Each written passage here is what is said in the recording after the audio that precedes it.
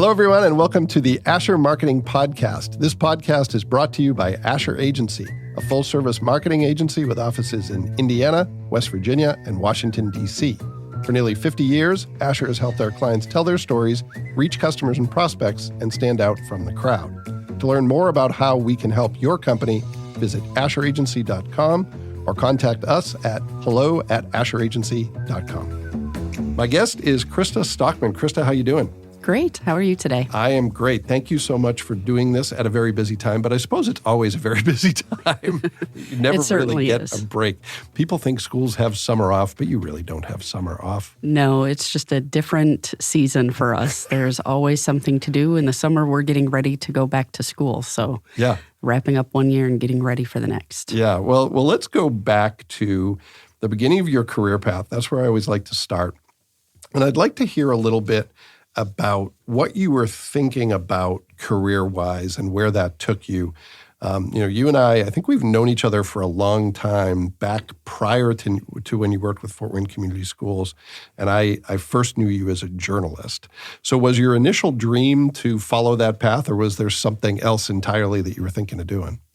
Well, when I was in kindergarten, I wanted to be an artist. Okay. But then I worked with a sixth grade student to write a book about myself, and I was terrible at drawing. So I decided I needed to pick a different career path. Yeah. So by middle school, I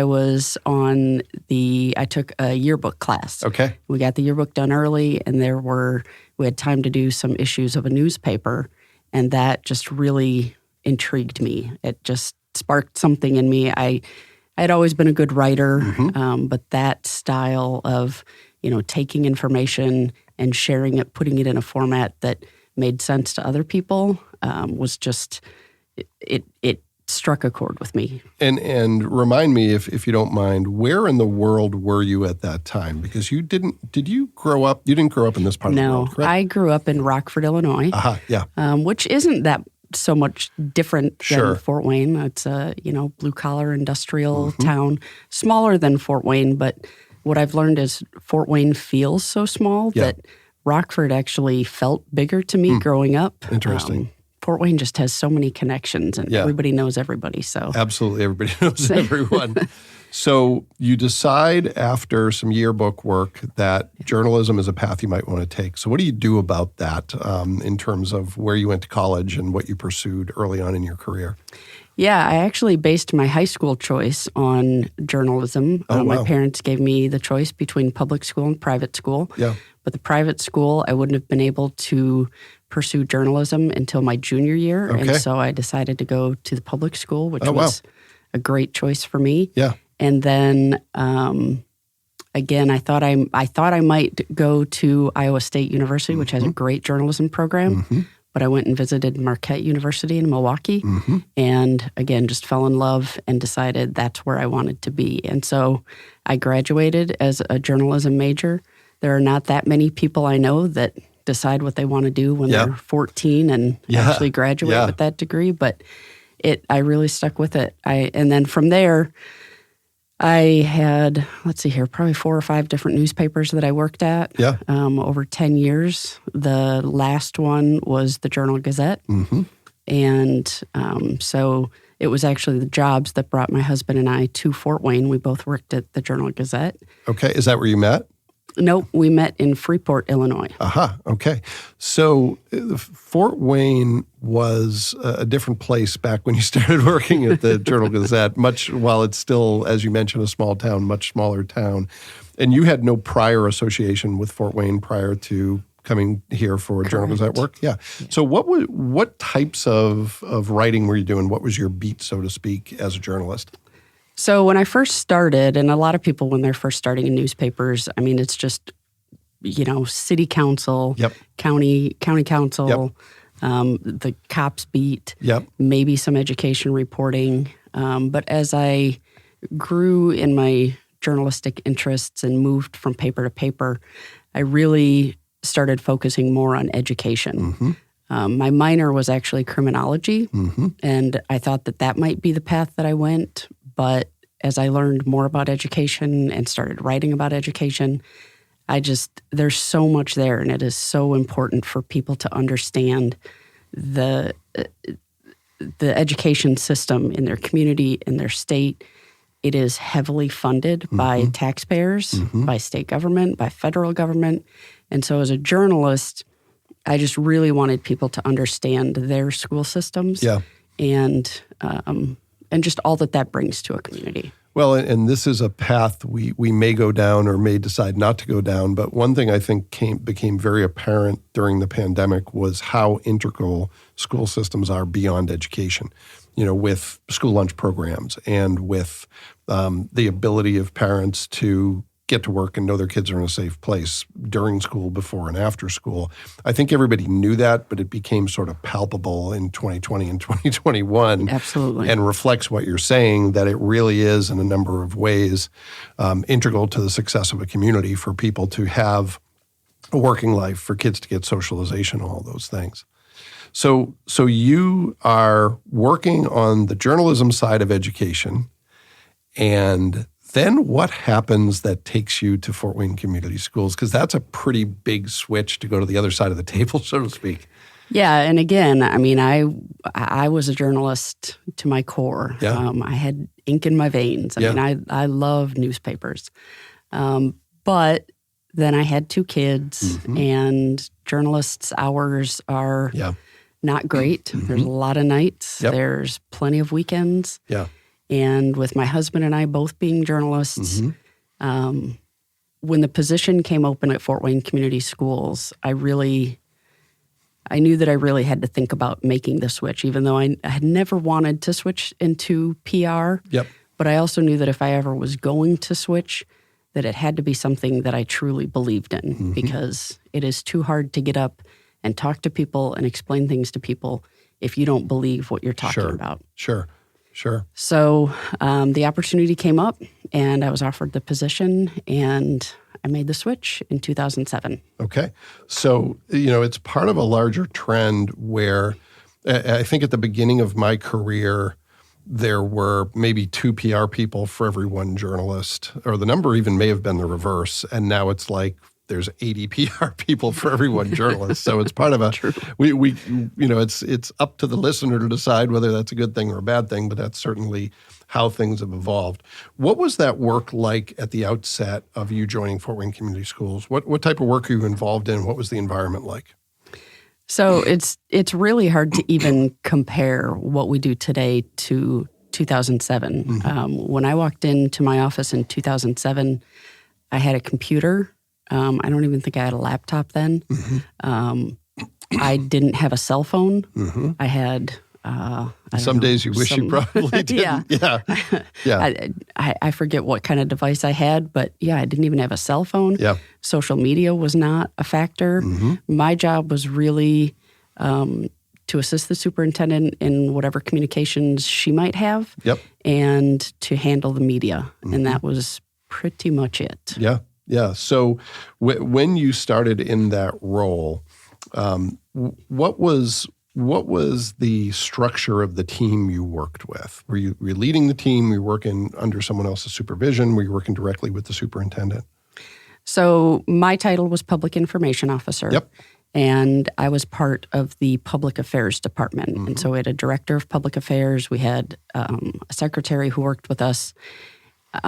So I reported to the Director of Public Affairs, but I also worked closely with the superintendent. So obviously that has changed, as you mentioned, quite dramatically. So tell, if you don't mind, most people are going to be familiar, most people listening to this podcast are going to be very familiar with Fort Wayne Community Schools. But if you were describing FWCS to someone who didn't know anything about it, how would you describe the entity that you're part of? So we are the largest school district in Indiana, the largest traditional public school district. We are a diverse urban district, and that diversity is something that we celebrate every day. It is the reason my own kids went through Fort Wayne Community Schools, and it continues to be the reason year after year why people tell us they choose us. We provide a great education. But I think the bigger piece is that people know when they send their kids to us that they are getting a real world experience in the classroom in ways that go beyond just the textbooks. Mm-hmm. And did you decide to send your kids to FWCS schools before you were working for the district, or was that after you had started working for Fort Wayne Community Schools? It was actually after.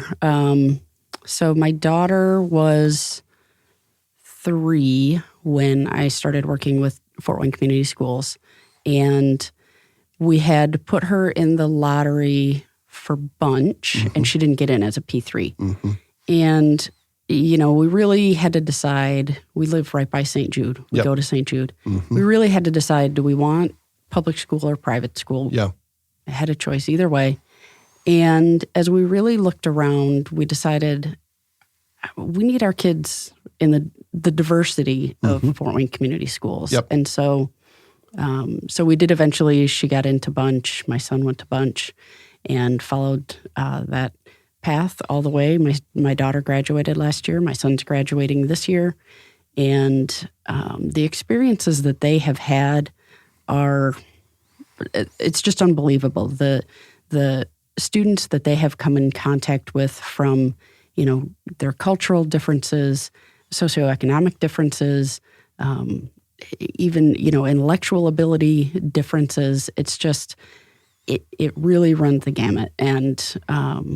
And that's just their world. That is just the world they are growing up in. Well, it prepares you better for the rest of your life, because that's what, most work environments are like, and that's what most social environments are like.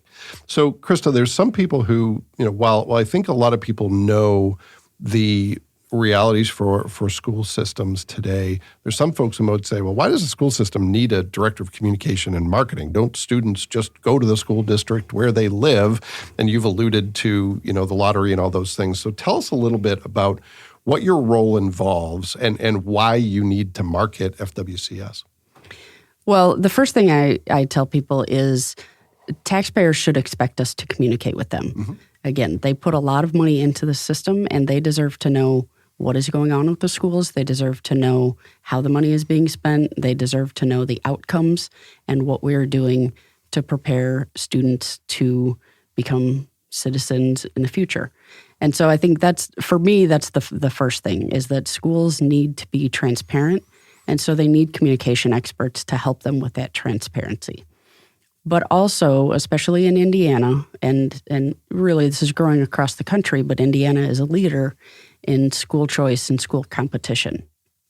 So when I started, in 2007, we did have charter schools.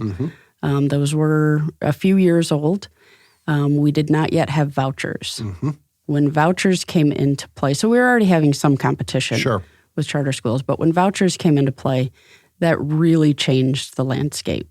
And so the state of Indiana told us, we want you to be competitive. We want you to act like a business. We want to treat this like a marketplace. Well, that means you have to have marketing. And so we really increased just the amount of advertising, social media, every different aspect of marketing.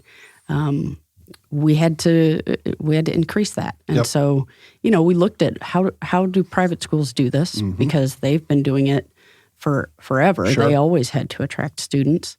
And so, we looked at how they did things, and we adapted some of those strategies. And it's just our world today. And obviously, a lot more work comes with those realities than when you started working for FWCS. So what does the team look like today, the team you're working with? How is it structured, and how does the work get done? So today, I am the Director of Communication and Marketing.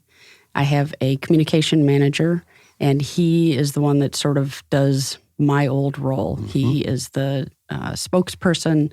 He helps out with social media. He helps out with web content. He works closely with the schools to make sure that we're getting their stories and know what's going on, so we can share that with the media and with the community. I have a marketing manager, and she is in charge of our marketing strategies, looking at different areas that we should be pursuing and focusing on. She also oversees our student recruitment and retention coordinator. And so that person is responsible for just going out into the community and finding ways to recruit students. So working closely with daycare providers, making sure parents have information that they need to register their kids, just awareness of our programs, going out to events throughout the summer, throughout the school year. And then we have a brand specialist. And so she is responsible for basically making sure that our branding is consistent, that logos look good, that our colors and fonts are being used properly. And then we have a video content specialist, and he does a lot of our video storytelling and some additional graphic design. So, and then we still have our secretary who assists us and keeps us all straight. So who's responsible for social media? Who's doing that work on the team? Thank heavens it is not me anymore. Yeah. I did it for, 12 years. It was just me. Yeah. And now my brand specialist takes care of that. Well, that's a big job for anyone, and especially when it comes to something people are as passionate about as their kids' school system. So I'm sure that's a big job, and there's a lot of stories you could tell about that. Yes. But, one of the couple of things I want to talk about that you've navigated, Krista, that might be unique. One is moving to the other side of the conversation, being someone who reported on schools and then being the person who was working with journalists reporting on schools. What was that transition like? What's been fulfilling in that? What's been challenging in that? Yeah, I think at first the most challenging thing was just learning what to say and how to say it and when to say it. Yeah. There were many times when I would watch myself on TV or read something in the paper and go, oh, that is not how I wanted that to come out. Yeah. But I knew I said it. And so it was just really trying to figure out where's that balance. And I have to remember now that these aren't my colleagues anymore the way they used to be. Yeah. And so I can't maybe say the things that I used to say. Yeah. Were you working with reporters that you knew and had worked alongside? Oh, yeah. Wow. Okay. Yeah. That's a big challenge. Yeah, it was. But I think the other thing, the real advantage that I had coming into this position was that a lot of times people have a really negative view of reporters and they think they're just out for blood or, trying to just get headlines. And I know that's not true in the vast majority of cases. They are trying to do their job. They're trying to tell a story. Yeah. And so since I had that understanding, I was just willing to talk with them maybe a little bit more. A lot of people are fearful of the media and what happens if I talk to them and how's this going to make me look? And so I really would try to put people at ease. If I could take the interview, I would take the interview. If I needed someone else to talk, then I would just, walk them through it and say, look, this is just a person. Maybe they have a camera. Maybe they have a pen and paper. Just tell what you know. Well, and that's where the experience of being on the other side of the conversation was probably very helpful and took a lot of the fear out of it. I mean, I think the time that I was growing up, the media, it was perceived very differently. And it was, these are folks who are out to tell the truth and, who were really revered in most communities. And that's for my money, it's sad that it's changed in some respects. But in a community the size of Fort Wayne, you don't have as much of that, I think. I think people understand that there's a role for the media, an important role, and that it really can be a collaboration on the PR side to make sure the community is informed about things that need to be informed about. One of the things that probably made that, and this is going to be the understatement of the week, but one of the things that probably made that tremendously challenging was the pandemic and the reality of trying to communicate at a time when there was a lot of fear and when there was a lot of change and a lot of uncertainty. This is a question that would probably take you a week to answer, but how did you and your team navigate all that? How did you make it through that and make sure that you were getting accurate and good information out to the public while at the same time trying to mitigate risk and some of the challenges you were facing? So actually at that time, my team is only about a year old. At that time, there were still just three of us. And it was very confusing. It was scary for people. We didn't have answers. We were being told in some cases what to do. We didn't know is there going to be another announcement tomorrow? Is this going to change again? So eventually what we sort of settled into was, we would give parents updates as we had them. That summer, our new superintendent started. And so that was also a challenge. Yeah, for as sure. We're going through the pandemic. Yeah, and Dr. Robinson had been in place for how many years at that time? She was superintendent for 17 years. Wow, yeah. So she was retiring. We're bringing in a new superintendent. And since he was new, it just gave him an opportunity to right away start communicating with parents regularly. So they started hearing his voice, seeing his face. And yeah, it wasn't easy, but our families, I think, really trusted us that we were going to make the best decision with the information we had at the time. Yeah. And I think they just really relied on us for whatever we could provide the kids. I mean, they gave us a lot of grace. We tried to give the kids a lot of grace. Yeah, for sure. And just keep them informed along the way. We really, a lot of school districts had started to have a lot of pushback, especially in the second year of the pandemic. And our families really, we didn't have so much of that. Yeah. And I think we were very fortunate. Yeah. Well, that's great. And that probably is an indication of trust, that if it's obviously something that is hard won when you're talking about people's kids and their future. So kudos for that. I'm sure it was very difficult, but sounds like it was about as good as you can expect in that situation. Yeah. So Krista, with that, hopefully that part of your career behind you, what are some of the things you're working on now? What are some of the big items on your to-do list, things that are priorities for you as you look ahead? Well, as you mentioned, Fort Wayne has changed a lot in, the past 20 years, and the education system really has changed as well. And that was one of the things with Fort Wayne Community Schools when I came on board. I had covered schools in a lot of different areas, different parts of the country, and what stood out about Fort Wayne Community Schools is that they were always trying to be better. That, people could say whatever they wanted about them, but you could never say that they weren't trying to be better. Yep. And maybe they didn't have the test scores that other districts have, but they were really focused on improving the lives of children. And so I would say that attitude has brought us to where we are today and where we're going to continue moving in the future. My own kids went through the New Tech Academy at Wayne. Yep. And that was a program that came in. Businesses actually challenged us to say, hey, we've seen this model. This brings in real world to kids. Yeah. They get to work on projects.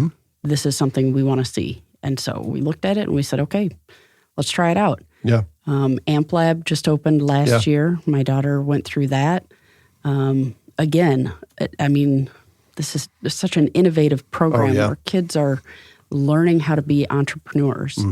And how we've been able to meld the standards that kids need to learn and just learning about businesses. Many kids are running their own businesses out of there. And so where we're heading, we are launching what we're calling Schools of Success. Some people may have heard about. We've completed our Portrait of a Graduate. We've been working with Forward Next Generation Learning, which is a philanthropic arm of the Ford Foundation. And what we're looking at is those opportunities that kids have had at New Tech or at Amp Lab. We want to make sure everyone has those opportunities and that they know when they graduate from high school that they have the skills to be employable, that they have the knowledge to enroll in a post-secondary education if that's what they want, or that they're ready to enlist in the military if that's what they want. Or if they're ready to start their own business, that they can go into entrepreneurism.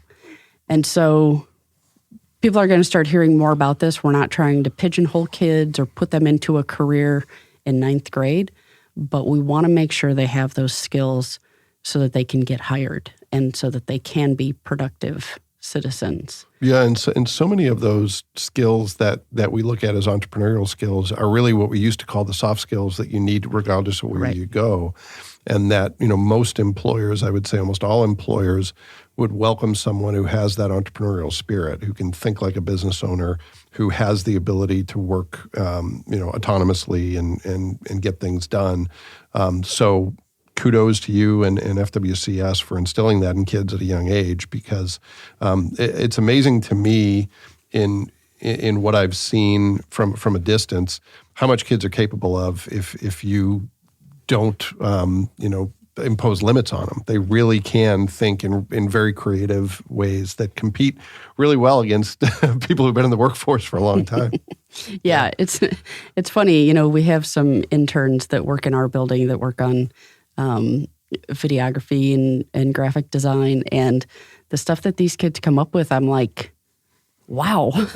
I mean, I'd hire you today. Yeah, for sure. You're 17. I mean, it's unbelievable. Well, and there's such a need to have young people communicate in a way that's going to reach their peers in a way that, quite honestly, I can't, because things are so fragmented today. If you want to reach 19, 20-year-olds, the best creators of content are going to be 18, 19, and 20-year-olds. Right. So, teaching them those skills, those creative skills, and obviously I'm biased because that's the work that I do. But whatever those skills are, there's so many great opportunities. Another thing that I think is unique about the community we're in, and it goes back to what we talked about earlier, is the degree to which your students, after they finish, high school, and while they're in high school, can build great relationships pretty quickly in Fort Wayne because everyone knows everyone. There's enough opportunity here. If a student wants to get connected to a career path, they can do that pretty easily through the staff at FWCS, through their teachers, through community connections. So, really great to be able to take advantage of that and just expose students to what's possible, give them a sense of what's out there. Yeah, that's really a big part of it is, when a student in second grade goes to the Survive Alive house. Mm-hmm. So they're learning those safety skills, right? Yeah. But also, what if we think about, well, who are these people working here? Mm-hmm. What does a firefighter do? Yeah. And what is the career path to become a firefighter? So not that you're talking about coursework and hours, all that stuff to a 9-year-old, but just starting to lay that foundation so that they can envision themselves as something in the future. Yeah, for sure. I remember when I was a kid, I had none of that and desperately needed it. I got a later start on my career path that I would have liked. But I remember just the idea of going to work was a mystery to me. I was like, how do people do that? And what happens when they leave the house? So kudos to you and the rest of the FWCS team for giving kids that opportunity. So, Krista, I'm going to pivot to a few questions that kind of reflect some of the things we've discussed. And one has to do with your career path and what you've learned along the way. Obviously, you've had a variety of experiences as a journalist and for the past 16 plus years at FWCS. What have you learned along the way about building a successful and fulfilling career? What's the most important advice you might want to pass along when it comes to others who may be pursuing a career in marketing, but really any career? I think this has been really important for me over the past year as my team has grown and as I've become the director of this team, is to trust others. There are so many great ideas out there. Yeah. And to be open to suggestions that you hadn't thought of. Mm-hmm. I don't ever want to think of myself as the smartest person in the room because I'm certainly not. At the same time, I do know that I am an expert in certain things, and I will share those opinions with you when it is appropriate.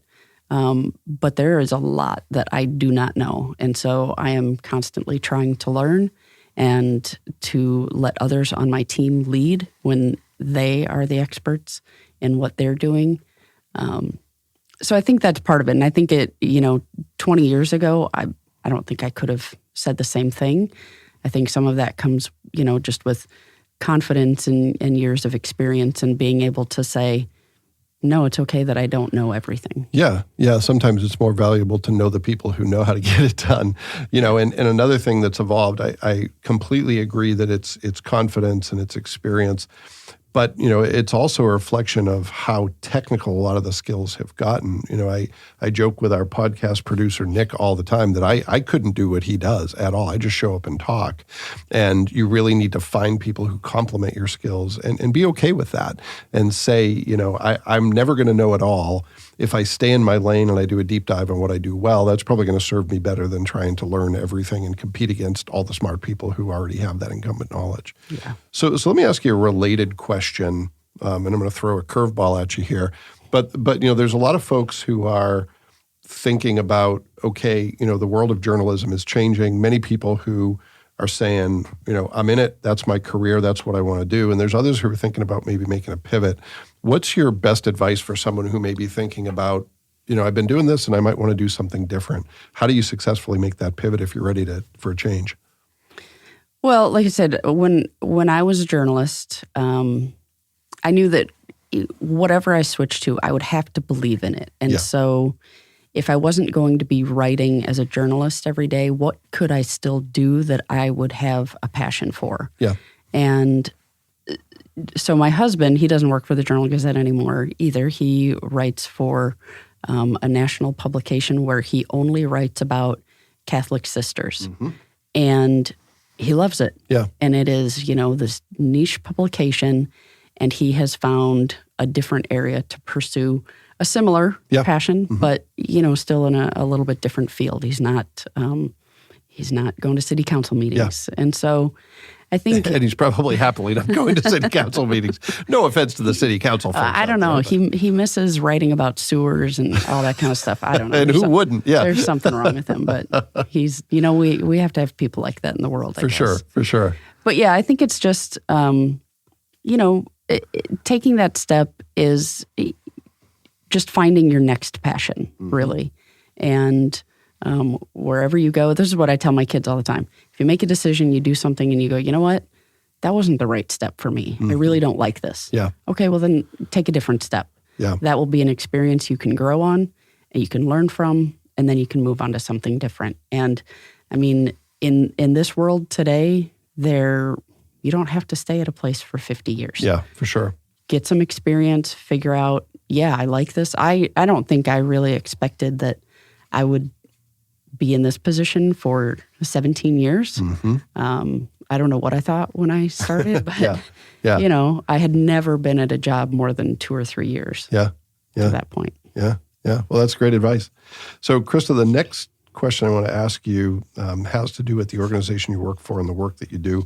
What's one myth or misconception, either about FWCS or about the world of education, that you believe should be cleared up, something you want to disabuse people of, or maybe something that's not well known enough that you want to amplify? Well, I think one of the biggest things for Fort Wayne Community Schools is there are a lot of people who think maybe we're not as rigorous as other schools or other districts, that our students don't achieve at a high level, that somehow there's chaos in our buildings every day. We have an event called Principal for a Day, which I think you've I was, it was years and years ago, and it was a great experience. Yeah. Yeah, and when people do that, they come into our buildings, they spend a morning with a principal and see what's going on in our schools.